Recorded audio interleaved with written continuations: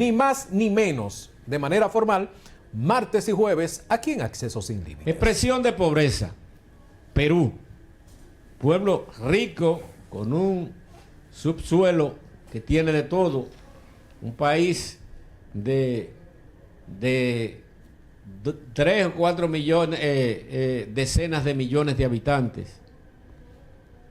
Perú tiene una historia, la historia reciente de Perú, con decirle que en 10 años Perú ha tenido 8 presidentes. Oigan de lo que estamos hablando. Los periodos, que deben ser de 4 o 5 años, se convierten en periodos de 1 año o de menos. Todos los expresidentes o están presos o perseguidos, y hubo quien, lamentablemente, un joven que surgió en la política en la década de los 70 y 80, Alan García, se suicidó luego de que fuera acusado de la operación Lava-Jato. Lava-Jato fue el caso de Brecht.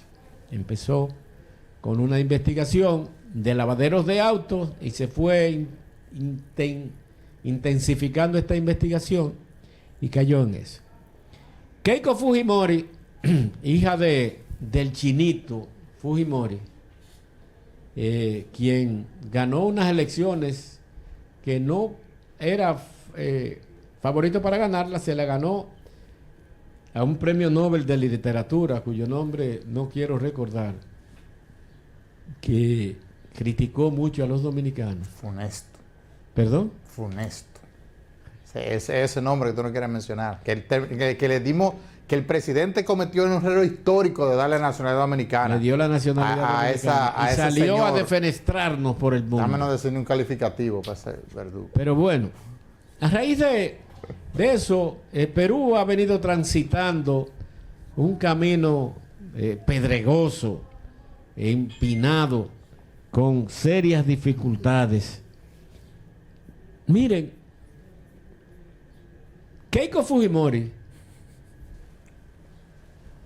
ha ido al balotaje, lo que le llaman el balotaje, que es la segunda vuelta en el periodo, 4 veces con esto.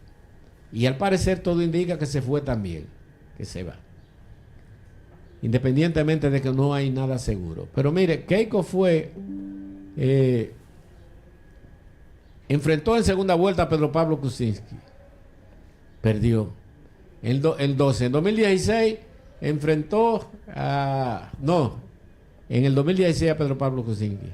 En el 2012 fue a un indígena,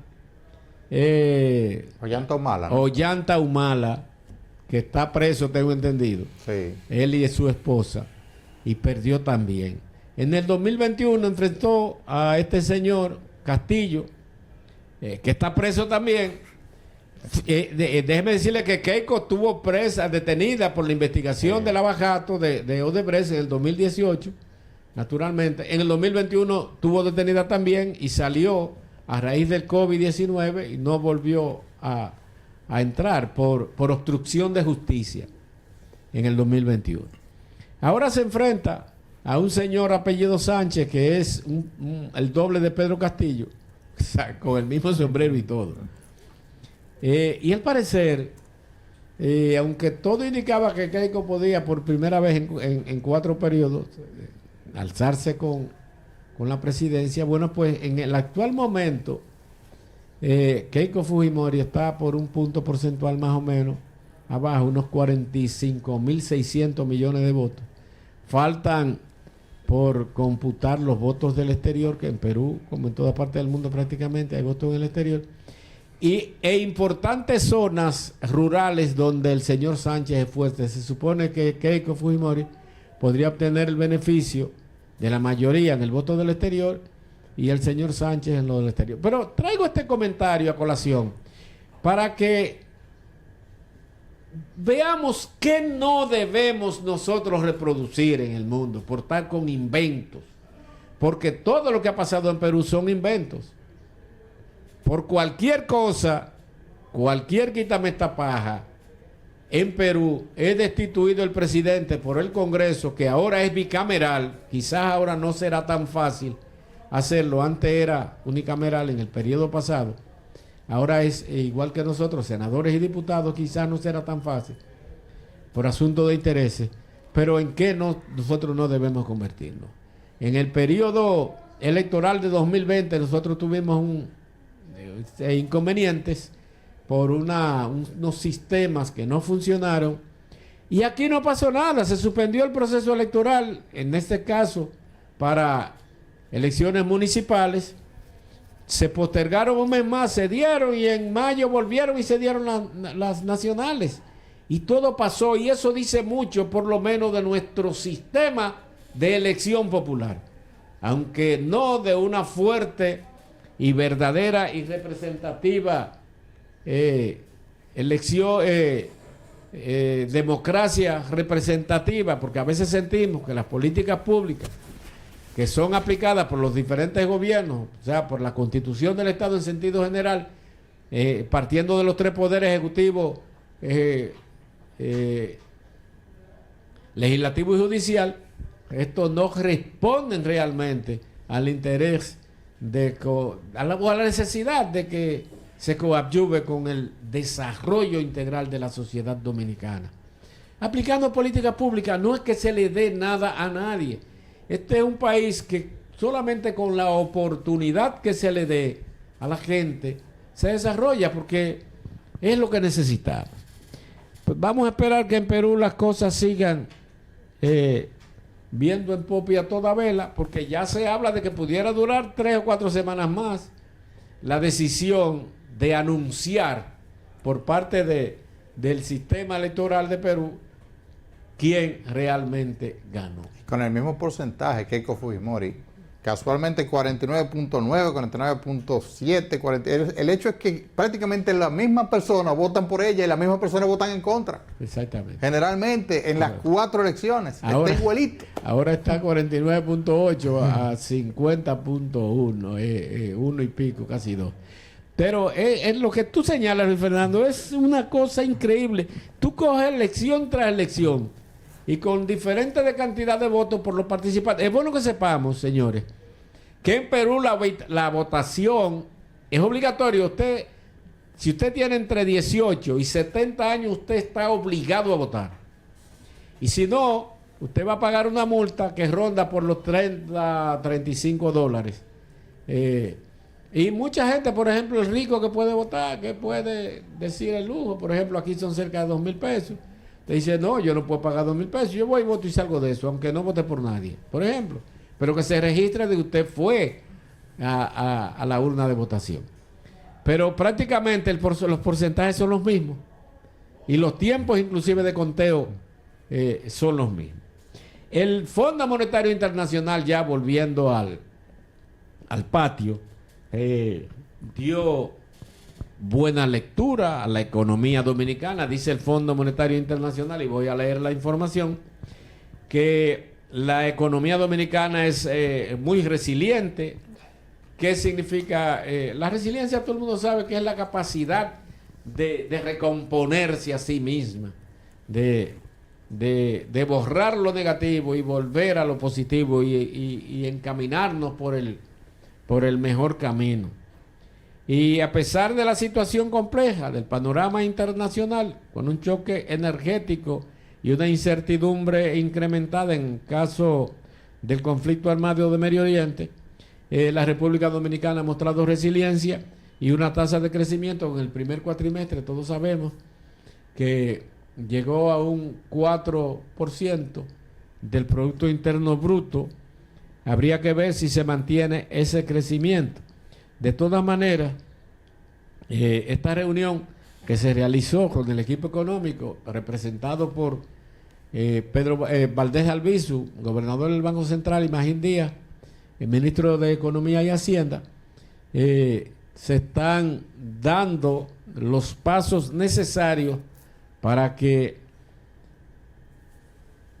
el revés que ha tenido la economía en el mundo, provocada por la incertidumbre, sobre todo de las guerras, la primera de Rusia a Ucrania y la segunda de Estados Unidos, Irán e Israel, no impacte tan negativamente, independientemente de lo duro que ha significado y que podría seguir significando el revés que representa en todo lo que tiene que ver con la economía, entiéndase, toda actividad humana tiene el ingrediente del precio del petróleo. Hoy ha amanecido bajando, independientemente de que Israel ha estado incursionando en Gaza y en esa zona, e inclusive Irán ha estado el fin de semana, envió unos cuantos misiles y drones a Israel.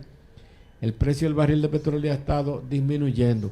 Esto pudiera afectar mucho porque debemos de saber que la demanda en los mercados internacionales no ha sido tan impactante, sobre todo porque los países que tienen gran consumo de energía, gran consumo de petróleo, por ejemplo, China, Japón, la India, Brasil, tienen grandes reservas de petróleo y para durarle meses.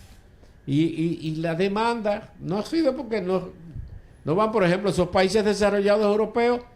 Aquí el intermedio de Texas está a $86, pero en Europa, el que utilizan los europeos, que es el Brent, está a más de 90, creo $95 estaba en la mañana de hoy. Llegó a estar a 120. Eso tiene un impacto muy negativo en la demanda de esos países desarrollados.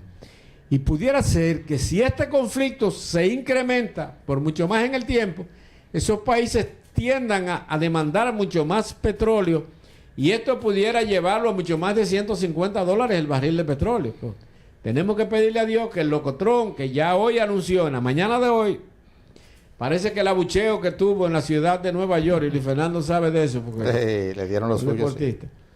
Lo despertó y dijo que ya prácticamente estaba sellado el acuerdo con Irán y que tenían una hoja de ruta muy fortalecida y ojalá que esto realmente pueda desmontarse y aunque no tendremos los precios que teníamos de $50 y $60 el precio del barril de petróleo, con que se mantenga por los 70 nos reconfortaría demasiado. Mientras tanto, el presidente Abinader, ante una pregunta que le hicieron de que mucha gente piensa que el presidente anda más en reversa que para adelante por aquello de que se devuelve mucho, es muy temeroso el presidente de la República, dice el presidente, le preguntan, ¿por qué usted echa para atrás las reformas fiscales o ha echado para atrás?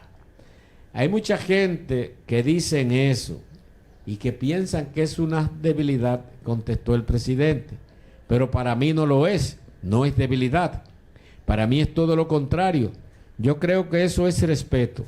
Es respeto al sentimiento de las personas, respeto a las opiniones. Y cuando hemos tenido que seguir porque pensamos que son decisiones que fortalecen el estado de desarrollo, lo hacemos.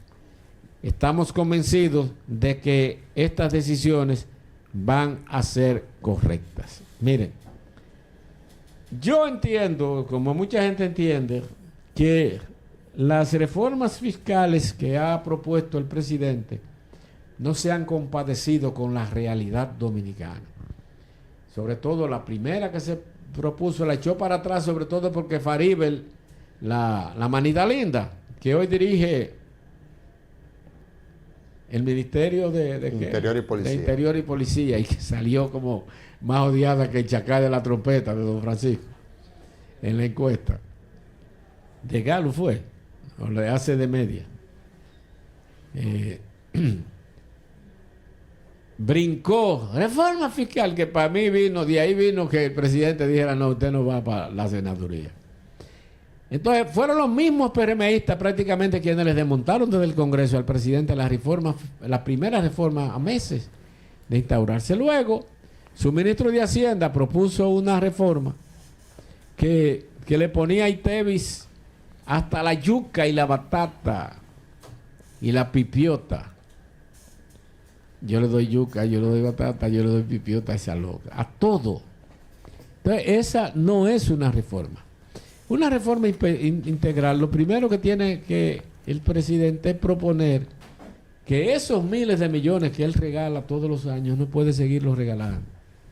Pero además tiene que decirle a las personas que reciben grandes incentivos grandes, miles de millones, más de 300.000 millones de pesos en incentivos que no tienen razón de ser, que tienen que desmontarlo, por lo menos irlo desmontando paulatinamente y buscar por ahí 100 o 120.000 millones de pesos. Y entonces cuando la gente vea, presidente, yo sé que usted ve el programa, porque usted es amigo de NJ Productora. Cuando la gente vea que se están haciendo un sacrificio, lo que pueden hacerlo, la gente va a entenderlo y va a entender, válida sea la redundancia, de que todos debemos amarrarnos. Yo, con mis humildes conocimientos de la situación, entiendo que es necesaria una reforma fiscal, una verdadera reforma fiscal integral, progresiva. Esto significa que pague impuesto el que debe de pagar impuestos. Que la imposición, o sea, lo impositivo no puede ir jamás al consumo. Menos de alimentos, menos de lácteos, menos de medicina.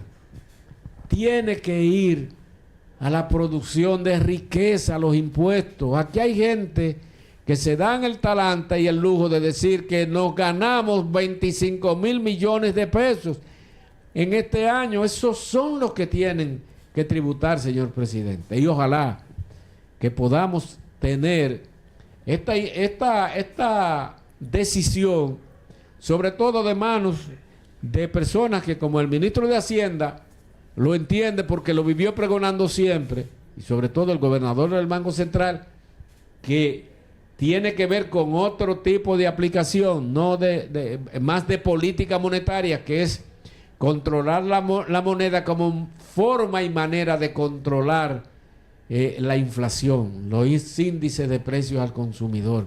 Esa es la función sobre todo del Banco Central. Aplicar políticas públicas que tiendan al fortalecimiento de la moneda como forma de estabilidad cambiaria, de estabilidad financiera y como consecuencia lógica de estabilidad en el consumo. Que no haya un desbalance en lo que se gasta y lo que se produce, o entre lo que se produce y lo que se gasta. Y el ministro de Hacienda, que es el hombre encargado de repartir el dinero, sabrá cuáles instituciones son las que deben seguir fortaleciendo la riqueza de este pueblo a través de la inversión de capital. De la inversión de capital, los gastos de capital, los gastos de inversión. ¿Qué es lo que tenemos que hacer? Lo que dinamiza la economía. Los gastos corrientes empobrecen. Los gastos corrientes deben ser no más que los necesarios para la operatividad del Estado. No más. Debemos disminuir gastos superfluos. Por ejemplo, el Estado Dominicano tiene unos salarios que ni en Estados Unidos, ni en China, los países más ricos del planeta, ni en Japón. Entonces, todo eso debemos ir pensando y sobre todo cómo se gasta. Y en última instancia, bueno, ya, no me hagan tantas señas, ya me voy. La embajadora tiene su periplo político y tiene una agenda política que está desarrollando una verduga, a cabalidad. Es una verduga, esa embajadora es una verduga. Es una toleta. Bueno, eso merece un café. Una toleta. Salud a nuestra gente. Salud y bendiciones y buen provecho. Bueno, la señora empezó hace tiempo ya ha visitado figuras que ella entiende que son importantes e impactantes en la vida, no solamente política, sino, por ejemplo, visitó a los Foques. A los Foques es un espécimen que usted puede estar de acuerdo o no con él, pero el hombre tiene cautivo a una, ¿cómo a cuánto, Luis Fernando? Tú que eres youtuber. De los seguidores. Él tiene como 5 millones de seguidores. Bueno, pero ¿cuánto tú crees que tiene cautivo? No, cautivo no sé. Tiene mucho. ¿Y usted, don Nicolás? Cautivo difícil de establecerlo. Pero tiene mucho. Pero tiene su gente, sí, tiene seguidores, indudablemente. Ella fue a Somos Pueblo también, muchachos Somos Pueblo. Fue a Somos Pueblo en un momento en que este muchacho, sobre todo el Piro, más que el otro, no recuerdo cómo se llama, ha estado haciendo una campaña incesante, pero de ahí visitó, que no se publicitó mucho, a Danilo Medina, visitó a Leonel Fernández, visitó a Luis Fernando no le gusta que le digan el penco, a Gonzalo Castillo. Qué bueno que la gente sepa que cuando Danilo le dijo que es un penco de candidato, Danilo quiso decirle que era un gran candidato. Sí. Porque en el sur, sobre todo en San Juan, a diferencia de por aquí, que un penco es un arbitranco, un caballo flaco lleno de inmundicias, en San Juan de la Maguana, la primera vez que yo oí un penco, digo, pero ven acá, hay que esto. No, una cosa grande. Yo viví en San Juan. En San Juan es una cosa grande. Y Danilo trae esos costumbrismos y mató al hombre con ese apodo. Eso es como un tolete de candidato. Sí, eso fue lo que dijo. Eso no lo debió decir. Gonzalo es un tolete candidato. Pero le dijo penco. Bueno, e inclusive anunció prácticamente con su decisión de retornarle la visa y con su visita, anunció prácticamente el descargo desde el punto de vista penal en primera fase, en la fase preliminar de la investigación, cuando la juez o la jueza del juzgado de la instrucción decidió darle un no al lugar en su decisión. Posteriormente ha seguido visitando y recientemente llevó al niño mimado del gobierno a un transatlántico militar. Prácticamente son estos mensajes que envía Elías Campos de sus preferencias. Ella dijo que no, que ella va a seguir siendo, porque ya le preguntaron. Pero este muchacho David Collado es un hombre muy dichoso, sin lugar a dudas. Pero vamos a esperar cómo se sigue desenvolviendo a la gente. Vamos a seguir creando conciencia y no llevemos de todos estos aspavientos. Mira, cuando yo venía subiendo aquí a esta plataforma de televisión, una señora que te vio subir, Nicolás, sí, porque tú subiste minutos antes, no sé si ella se dirigió a ti. Sí, ella habló conmigo. Habló conmigo, dijo, mire señores, sigan clamando por nosotros, los de abajo. Me olvidó preguntarle el nombre, me hubiera gustado. Por nosotros, los de abajo. Nosotros necesitamos, porque ustedes son las voces de nosotros, los que no podemos hablar. Hay que seguir demandando de que los gobiernos y nuestros dirigentes políticos piensen más en nosotros.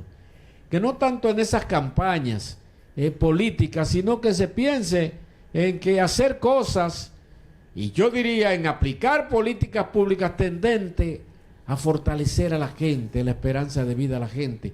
Por eso existe la clase política, por eso hay que fortalecer los partidos políticos, porque son los instrumentos a través de los cuales la gente canaliza sus aspiraciones. Esa es la función de los partidos políticos. Llegar al poder para aplicar los planes y proyectos que muy bonitos todos. Por eso yo no creo, yo oigo que dicen de que Sánchez el candidato de izquierda y Keiko Fujimori el candidato de derecha, todo es lo mismo, señores. No nos dejemos enmendar. Hay unos que plantean unas cosas, tienen unas agendas LGTB, X, Y y Z, y otros pro aborto o no pro aborto. Pero en aplicación real de políticas públicas tendentes a fortalecer la oportunidad que debe tener la gente, primero de estudiar, de acceder a un empleo digno, un trabajo digno, bien remunerado, de acuerdo a su capacidad de producción. Eso es todo lo mismo. No hacen nada. Lamentablemente esta es la realidad. O sea, de un tiempo a esta parte, nuestro país ha mejorado bastante. Ahora, tú sabes lo que me dijo esa misma señora, que no puedo dejar de mencionarlo, que ella nos leía a los comunicadores y que suerte que nosotros hacemos un equilibrio, y eso nos agrada cuando nos lo dicen, pero dentro de las cosas y lo que quiero resaltar es que ella me decía que hay funcionarios ahora que antes la conocían, que ya ella clasifica para una pensión, que no tiene a dónde ir, que no sabe cómo resolverlo, y que funcionarios que antes la conocían, la saludaban, la abrazaban, ahora ni siquiera un simple saludo le dan. Eso se da. Pero se da, no, te estoy diciendo lo que ella me dijo hoy. Hubo una diputada que me llamó 60 veces para que yo era muy amigo de su papá y me vio en una actividad y volteó la cara. Tú dirás, ella sabe que a pedirle no voy. Yo nunca le he pedido nada a nadie para mí. Yo he pedido muchísimo. Y le he pedido al senador, y le he pedido a Andrés Bautista, y le he pedido a Guarocuya, y le he pedido a muchísima gente. Para mí nunca he pedido nada. Y el día que tenga que pedir, ese día me encierro en mi casa hasta que Dios resuelva con mi vida. Esa es la realidad. Pero eso es una realidad, lo que ella dice. Esas son expresiones de nuestra clase política, y qué pena. Buenas tardes, buen provecho. Continúan Telecomiendo con acceso sin límites, y a las 7 de la noche, Luis Fernando, Guzmán, Montesino y Fujimori en Ni Más Ni Menos, por su canal 58. Muchísimas gracias, señor Arturo Méndez Zarzuela.